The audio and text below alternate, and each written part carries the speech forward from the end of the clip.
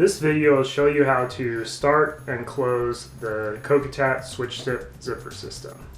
First thing you want to do is start the slider at the start position, so it's next to the pin box.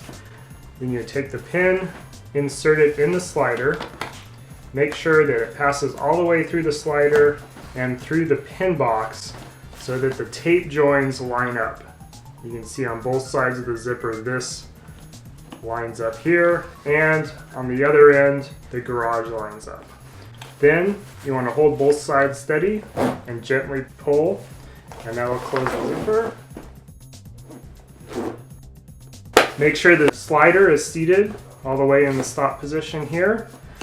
Then put the cover seal over it, and you just screw this down all the way till it bottoms out. That gives you a good seal on both sides. You want to make sure that the zipper flap isn't underneath the cover seal so that there's a tight seal on both sides. The most important thing when starting the zipper is to make sure that these are lined up totally like this. For more information, go to kokatat.com.